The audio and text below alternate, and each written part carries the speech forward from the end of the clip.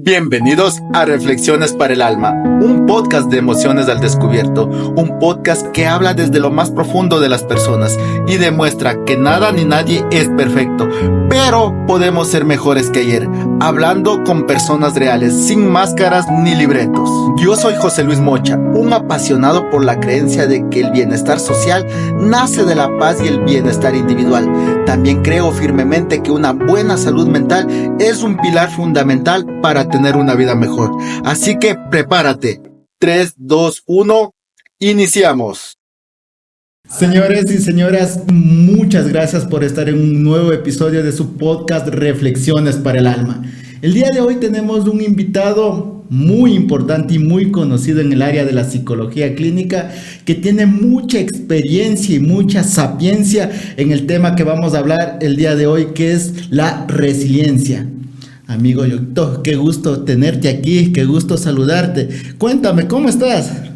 Mi estimado José Luis, qué gusto estar acá, agradecido, por el espacio. Qué lindo que existan este tipo de iniciativas por parte de profesionales de la salud mental de tu categoría para poder nosotros expresarnos, y que la gente conozca un poquito más acerca de nuestro trabajo, acerca de qué es lo que hacemos nosotros, los profesionales en el área de la salud mental. Así que muy agradecido, muy contento de encontrarnos hace muchos años que no teníamos el gusto de encontrarnos, pero qué lindo que este sea el espacio para poder compartir unos momentos agradables, Mi hermano, resiliencia. En la actualidad se está utilizando este término muy a menudo. Ser resiliente, tienes que ser resiliente, actúa con resiliencia, pero mucho se habla de la resiliencia, pero en verdad estamos entendiendo qué es la resiliencia, y quiero ahora entregarte a ti que nos digas qué es en verdad la resiliencia, cómo debemos entender e interpretar la resiliencia. Con todo gusto. A ver, cuando hablamos de resiliencia, malinterpretamos las cosas, Como tú mismo lo mencionaste, muchas personas hablan, hasta incluso yo he evidenciado, nos tatuamos, la palabra resiliencia. Suena lindo, suena como que a uno le piden ser inmune al dolor, quizá. Y eso es lo que malinterpretamos, Para nada, la resiliencia es la capacidad que nosotros los seres humanos debemos tener para poder sobresalir después de un evento adverso que hayamos suscitado en nuestra vida, Al hablar de resiliencia hablamos como que de ese kit de emergencia emocional, ¿sí? Así como llevamos en nuestro auto la llanta de emergencia, nuestro botiquín de emergencia. La resiliencia del mismo modo es como que ese kit de emergencia emocional, yo le llamo, Es un término muy personal que yo lo utilizo como para saber y que la gente me pueda entender un poquito. Entonces, ¿por qué emergencia? Porque nadie está exento a que pase algún evento adverso en nuestra vida. Ejemplo, la pérdida de un ser querido, hablamos de la muerte, O incluso de una separación de una relación de pareja. Entonces, ¿dónde está la resiliencia o el kit de emergencia emocional que yo le llamo? Es en donde nos va a doler, por supuesto. El ser resiliente no significa que no me tiene que doler. Ser resiliente no significa que no tengo que pasar por una etapa de duelo, por una etapa de pérdida. Por supuesto, somos seres humanos, somos seres emocionales. Tenemos que pasar esta etapa, pero ahí viene la resiliencia, Es la capacidad que yo tengo para salir de este hoyo que tal vez yo mismo me estaba metiendo, ¿Por qué? Porque no supe expresar mis emociones. A veces el ser resistente, el tener esa coraza en poder compartir con alguien, Es decir, me siento mal, estoy mal, necesito ayuda. Qué importante es eso, el poder pedir ayuda. Obvio, yo qué más quisiera que siempre acudan a donde nosotros, los profesionales de la salud mental, pero a veces las personas no hacen eso. Y no acuden ni siquiera al amigo, ni siquiera al familiar, sino nos consumimos solitos.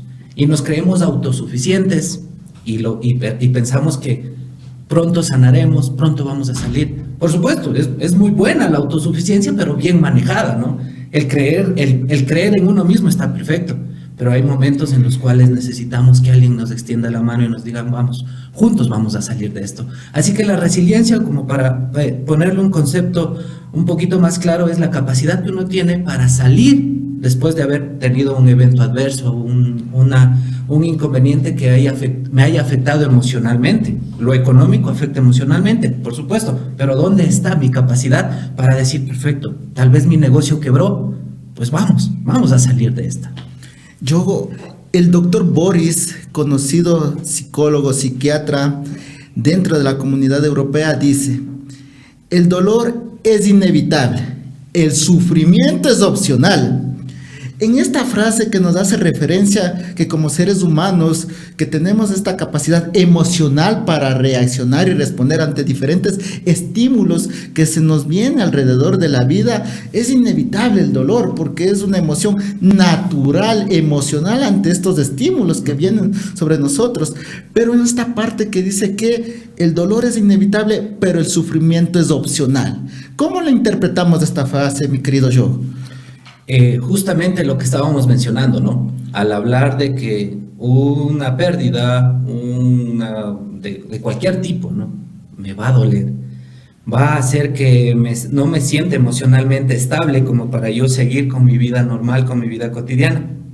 Pero ahora, hacer de ese dolor algo mío, algo como que es una maleta con la cual yo no me voy a poder desprender nunca, ya significa que yo quiero irme hacia el sufrimiento, hacia que, si bien es cierto, no me fue bien, volvamos a lo de, bueno, ahora en esta situación económica, ¿no?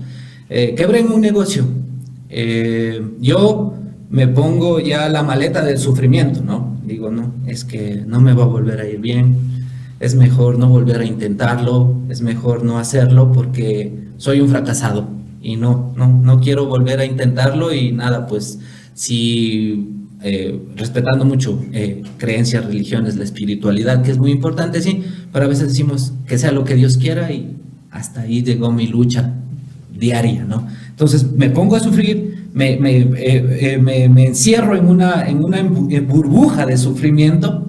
Y ojalá nadie me moleste porque eso es lo que yo quiero. Sufrir por algo que sí, en efecto, me causó mucho dolor, pero ¿dónde está la capacidad que debemos tener para salir de eso, no? En la parte que nos habla de el sufrimiento es opcional, es la capacidad que tenemos de decidir. Y aquí viene mi segunda pregunta, yo. La resiliencia, ¿se nace con la resiliencia o la resiliencia es un proceso que nos da la vida? No, la resiliencia no es innata, ¿no? No, la resiliencia es algo que nosotros vamos madurándola a lo largo de la vida, ¿sí? A lo largo de la experiencia, ¿sí? La universidad de la vida le llamamos, ¿no? Los fracasos, incluso las alegrías, nos hacen percibir buenos y malos momentos. Entonces ahí es donde yo voy acogiendo, ¿no? Conociéndome a mí mismo. La resiliencia se lo habla y se lo enfoca mucho hacia el lado emocional, ¿sí? Hacia el lado de que yo debo conocer mis emociones para saber cómo actuar, a dónde llegar después de tener X tipo de evento, ¿no? Tanto que me cause mucha alegría como que me puede causar mucha tristeza. Así que no, la resiliencia no es algo con lo que ya nosotros nacemos y ya está implantado en nuestros genes y pues nada, simplemente es cuestión de poner play y que salga a relucir la hermosa resiliencia. Sería lindo, ¿no? Pero lamentablemente es algo innato, no es algo innato, perdón, pero sí es algo que nosotros podemos ir desarrollando y madurando con el tiempo y con las vivencias que nosotros tengamos. Específicamente en esta parte, yo creo que tú manifiestas que se va desarrollando dentro de la neuropsicología, nos habla que los principios básicos del desarrollo y la autonomía de la personalidad.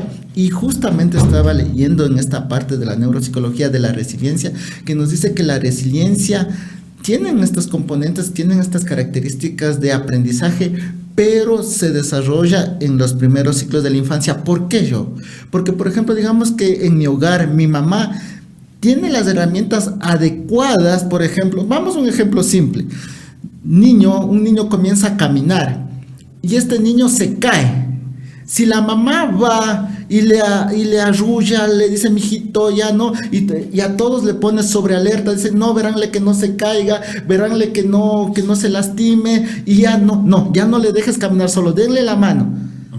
Ahí habla la neuroanatomía que se está poniendo limitaciones a la capacidad de autonomía para gestionar las propias actividades que realizamos. Que pone este ejemplo, que ahí estamos limitando, y el otro ejemplo pone que si a ese mismo niño se cae, pero desde la capacidad de una madre de decir, levántate, tú puedes darle estas herramientas para que el niño desarrolle una autonomía, ya estamos generando resiliencia en ese niño. Entonces la resiliencia como tal, si bien tiene estos componentes, también tiene un impacto negativo cuando estas conductas en la infancia no son manejadas de manera adecuada. Ahora, la infancia, los niños son una esponja, absorben todo lo que está a su alrededor.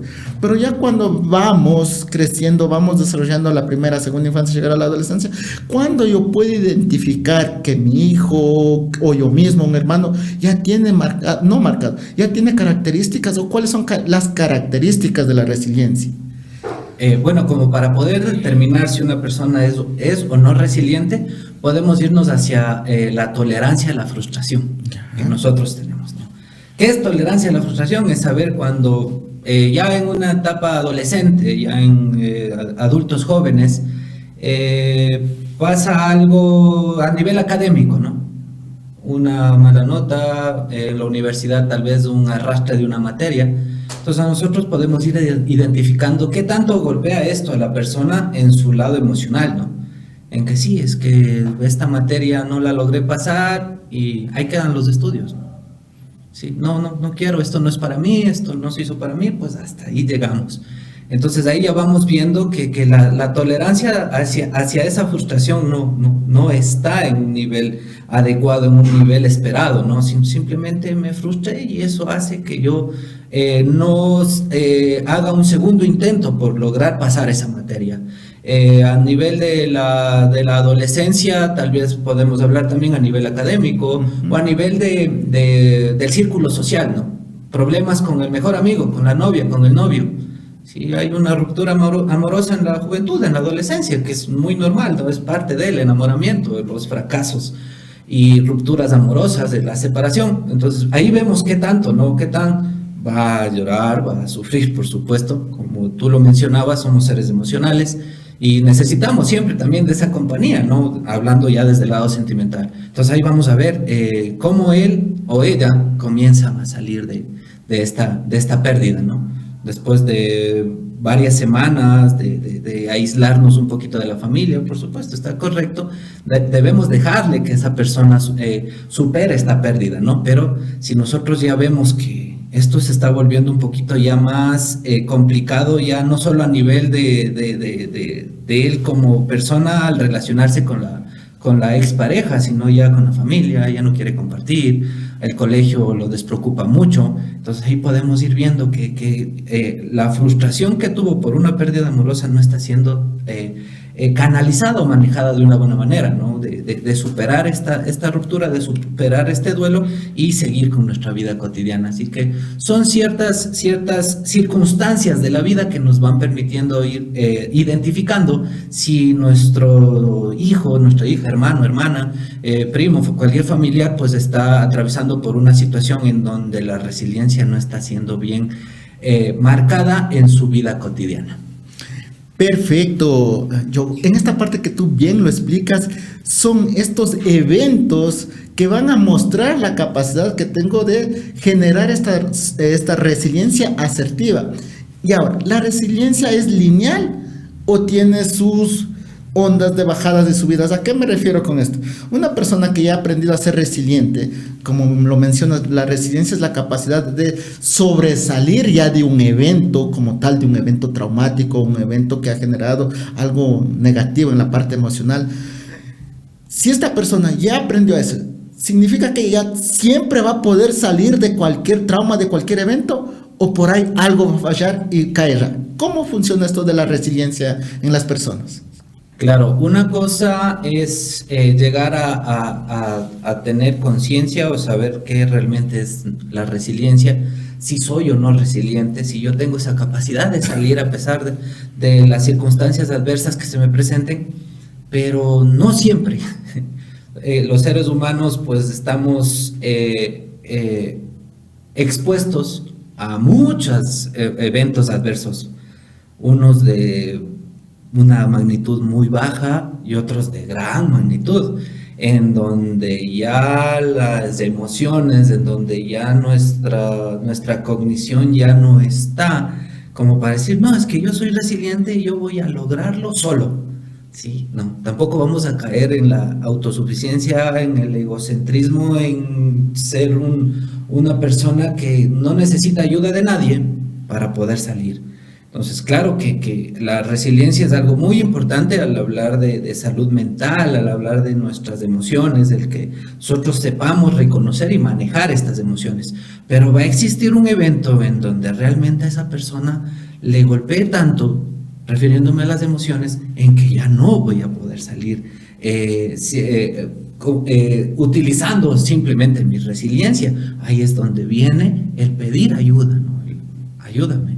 He salido de muchas cosas, pero esta realmente se me está haciendo complicado. Obviamente, ya la persona resiliente que ya llegó a su autoconocimiento pleno, en donde él sabe que sus emociones no siempre las puede manejar por sí solo, es muy importante eso también, ¿no? La madurez emocional que tenga una persona en darse cuenta, si ya estoy atravesando los límites de ya lo intento de esta manera, lo intenté de esta y sigo sintiéndome estancado en esa situación. Entonces ahí viene el pedir ayuda, ¿no? Ayuda. O sea, no, muchos dicen, no seas cobarde, ¿por qué pides ayuda? No, cobarde es el que no pide ayuda. Valiente es el que pide ayuda y dices, no puedo, ayúdame por favor. Entonces ahí está en que no siempre la resiliencia va a estar a la orden del día como para sacarnos de todos los problemas en los cuales podemos estar.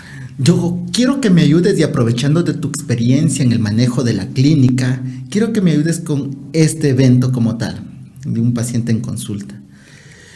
¿Cómo yo aplico la resiliencia en este caso? ¿O qué pasa con la resiliencia en este caso? Paciente X, el papá falleció justamente hace un año atrás. Era camionero, llevaba carga de la sierra a la costa, y justamente cuando estaba llegando a la costa, bandas delictivas atacaron el camión y le asesinaron.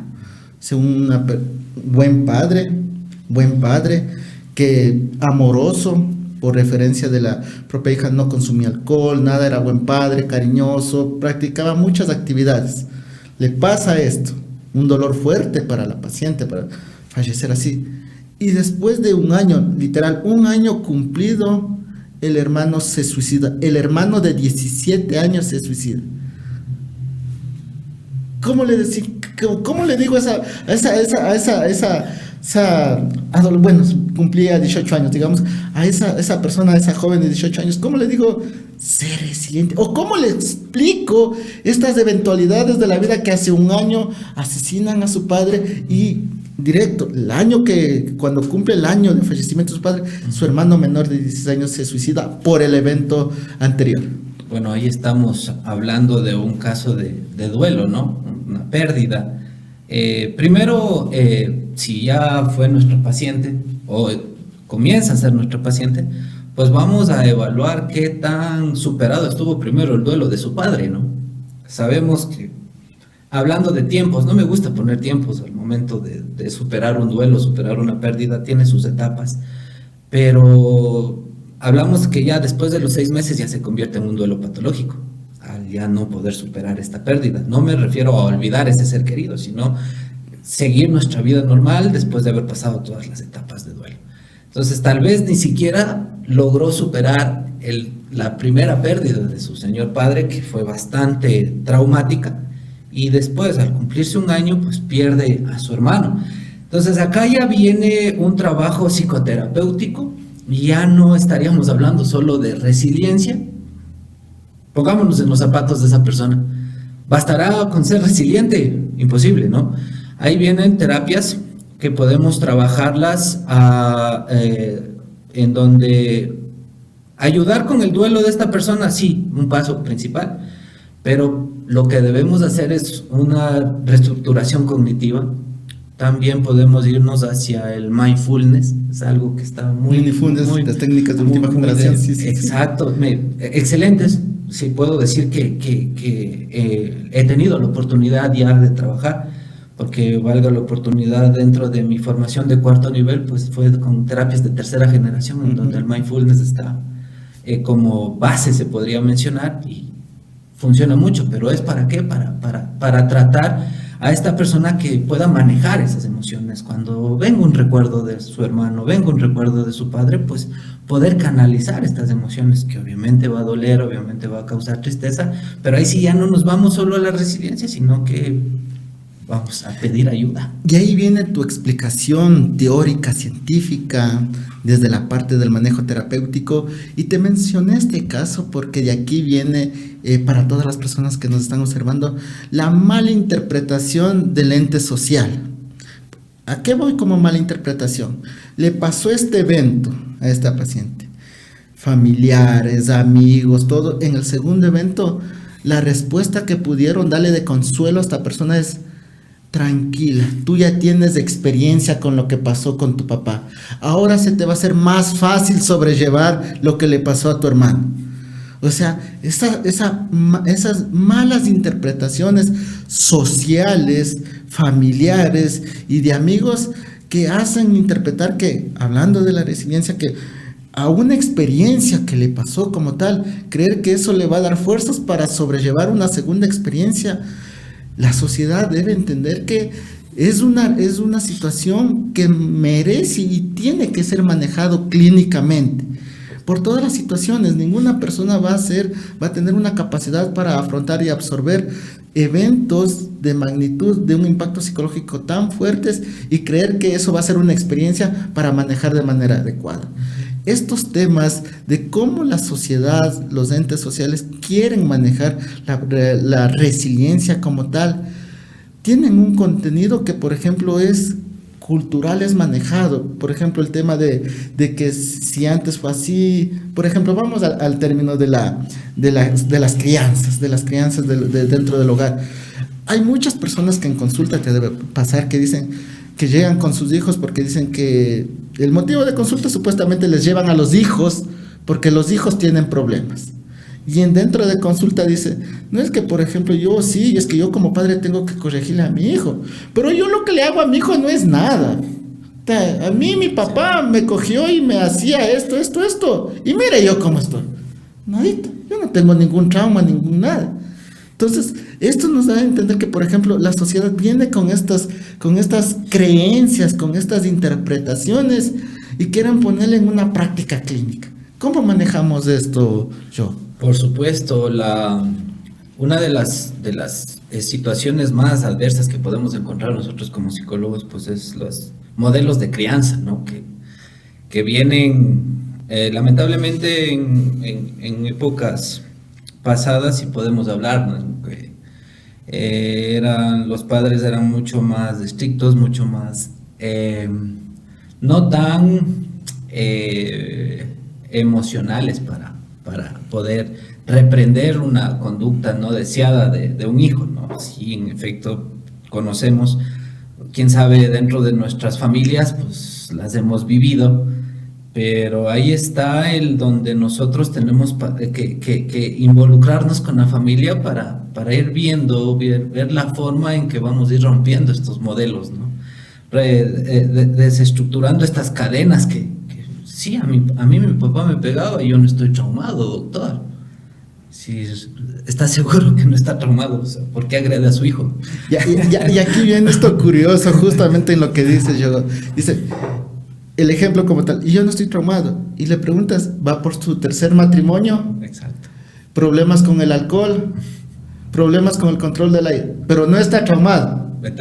Ventajosamente no está traumado. Uh-huh. ¿Cómo manejamos esto? Sí, son creencias o pensamientos erróneos, ¿no? Que tenemos, y tal vez no autoanalizamos nuestra realidad.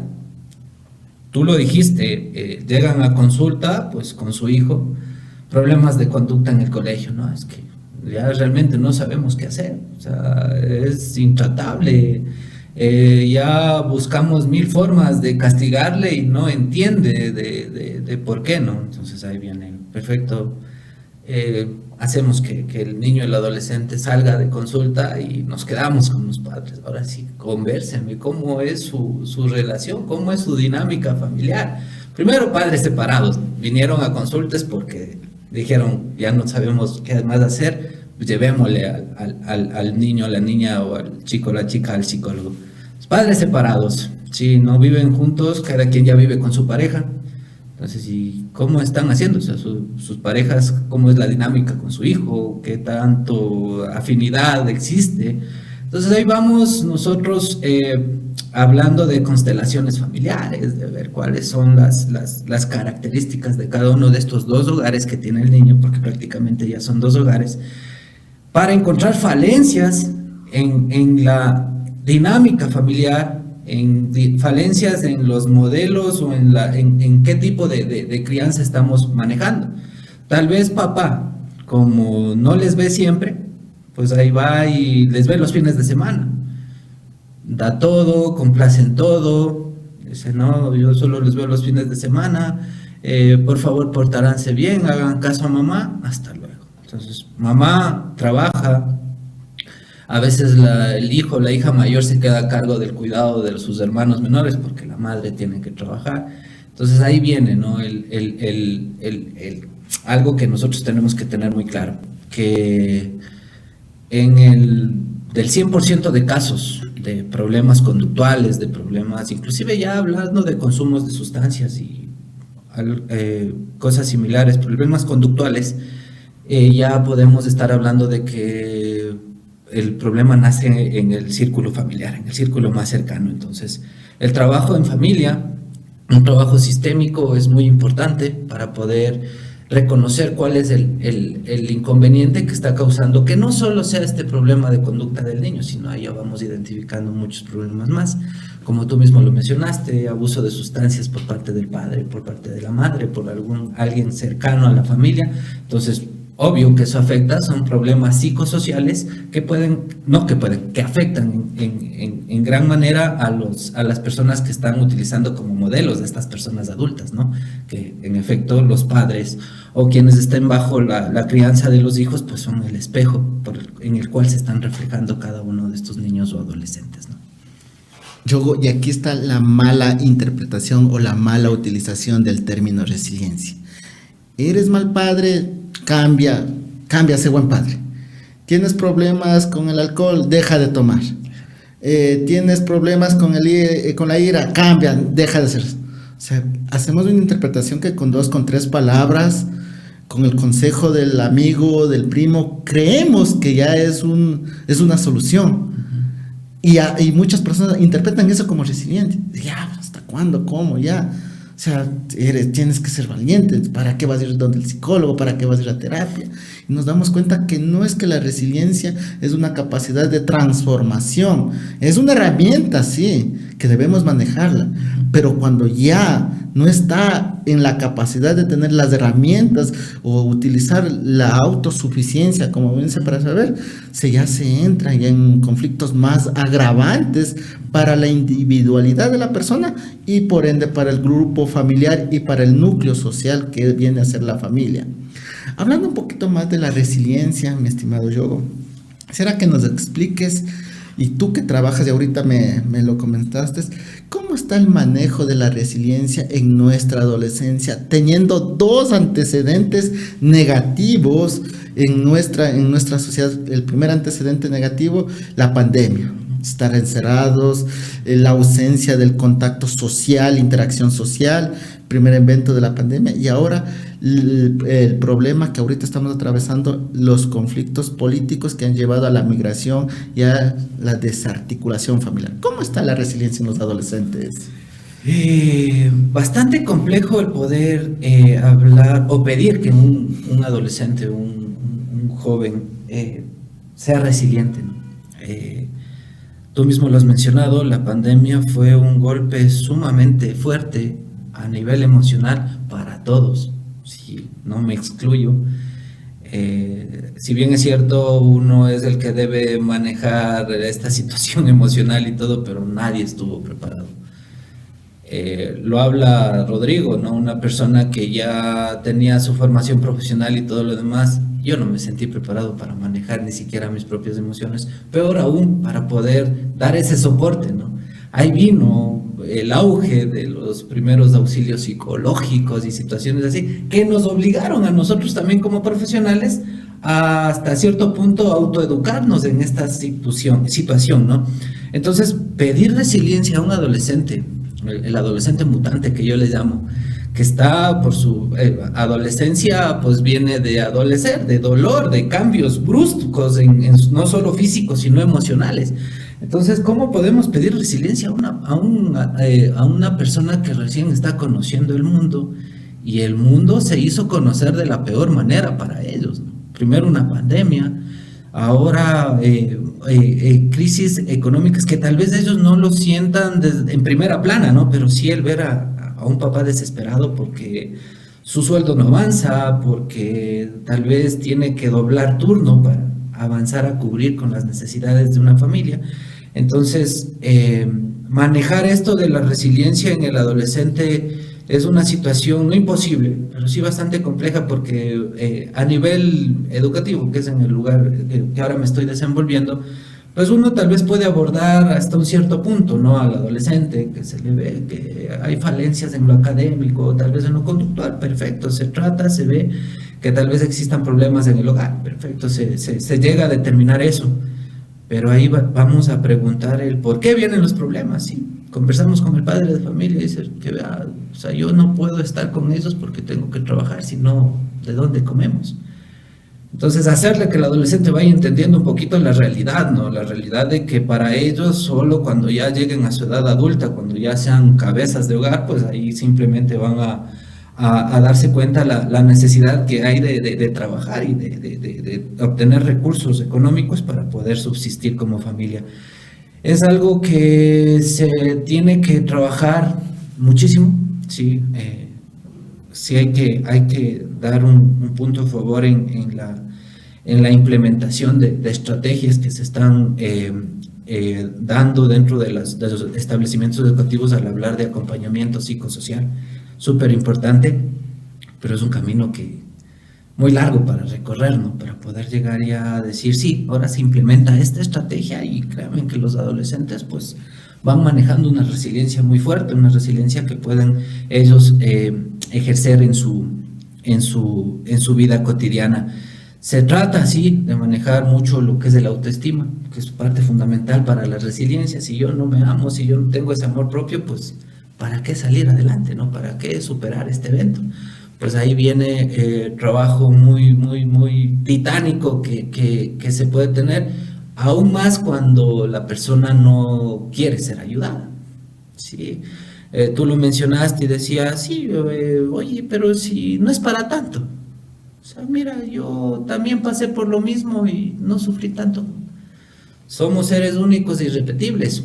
Cada quien maneja sus emociones como uno aprendió a manejarlas tal vez, o como la vida nos está enseñando a manejarlas, ¿no?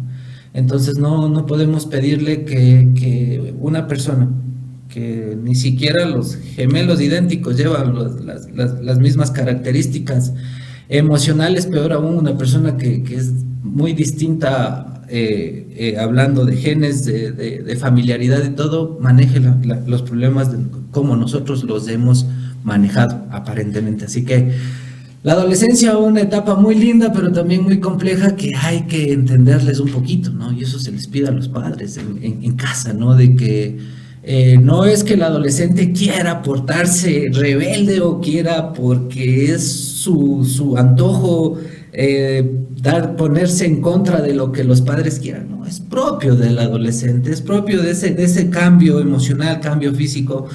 Se vienen nuevas etapas que él está afrontando así como que sin un soporte emocional de parte de un padre o de una madre, simplemente oye, al menos si de parte de un papá, un hijo varón, ay, vamos, oye, sé macho, ¿por qué te pones a sufrir? Vos eres hombre. Imagínense cómo poder afrontar una situación adversa si lo único que va a recibir de parte del hogar es eso.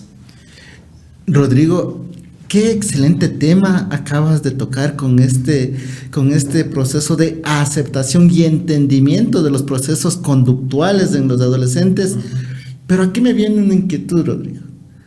¿Hasta dónde permito que estas conductas lleguen Porque llegará el momento en donde que entonces mi adolescente me diga, entiéndeme, compréndeme, tengo que hoy día de hoy irme a consumir alcohol, entiéndeme, compréndeme que si no voy a consumir alcohol con mis grupos de amigos, ellos me van a rechazar del grupo social. ¿Hasta dónde acepto y entiendo conductas de rebeldía en el momento de aislamiento, de que no querer bajar a cenar con la familia, almorzar en familia? ¿Hasta dónde acepto esta conducta de ira, de rebeldía, que hasta de quererme alzar la voz? ¿Hasta dónde se permitiría esto, Rodrigo? Límites, ¿no? Hablemos de límites dentro del hogar, que son muy claros, hay que establecer límites, reglas del juego muy claras. Por supuesto, tampoco al hablar del entendimiento a esta etapa de cambios, a esta etapa de hasta cierto punto sufrimiento, no podemos mencionar que el adolescente, como está en la adolescencia, pues como tú lo mencionaste, puede venir a alzar la voz y hasta la mano al padre o a la madre. No, para eso tenemos que plantar límites, y si estos límites fueron sobrepasados, ya no estamos hablando de que hay que entender, o que hay que tal vez aceptar porque es normal. No estamos hablando de normalizar ni de racionalizar conductas erróneas en un adolescente. El consumo de alcohol, el consumo de drogas no tiene nada que ver con la parte del desarrollo cognitivo o físico de un adolescente. Tal vez la curiosidad les lleva a consumir una vez, como que porque su círculo social así lo demanda, ¿no? Pero si ya vemos que esta conducta ya no fue solo curiosidad, ya fue todos los viernes o tal vez todos los días, existe olor a cigarrillo en el adolescente, olor a alcohol o síntomas de haber ingerido demasiadas bebidas alcohólicas u otras sustancias, estamos ahora expuestos a muchas problemas de estos, ¿no? En la facilidad que ahora tienen los adolescentes de adquirir cualquier tipo de sustancia.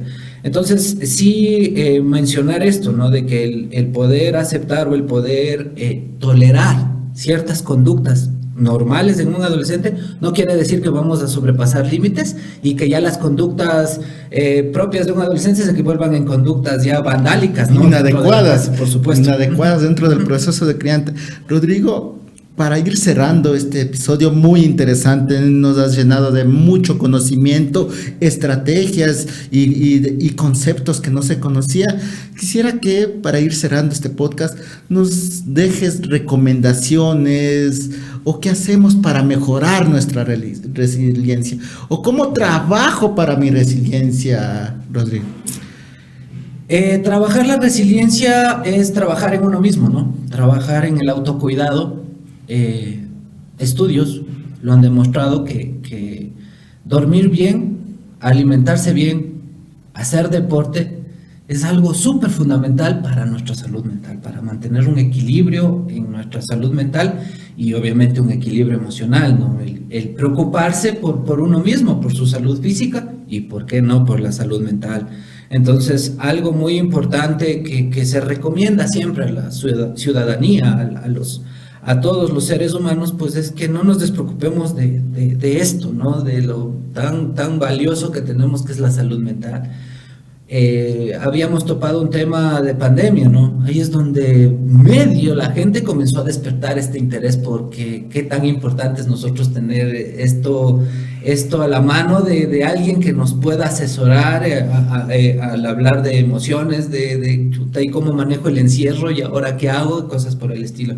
Entonces, una de las, como les habíamos mencionado, pues de que la resiliencia se va fortaleciendo más que nacer con ella. También es acudir al profesional de la salud mental, ¿no? Que nos ayude un poquito con esto de la reestructuración cognitiva que le llamamos, ¿no? De reconocer pensamientos erróneos que tenemos y ya olvidarnos del por qué pienso, sino para qué pienso esto. Cambiamos el por qué con el para qué. O sea, ¿para qué pienso que esto es normal? O sea, ¿a dónde me va a llevar? No el por qué pienso, sino para qué. Entonces, pero eso sí lo podemos llevar. Nosotros los psicólogos no es que tengamos la varita mágica para solucionar todos los problemas, más bien somos quienes podemos dar una luz hacia dónde podemos dirigirnos y poder hacer más llevadera esta vida cotidiana que a veces se vuelve caótica. Rodrigo, quiero agradecerte tu presencia en este podcast y a todas las personas que nos están observando, no se olviden compartir y comentar nuestro episodio del día de hoy y les esperamos en un próximo episodio para Reflexiones para el Alma. Cuídense.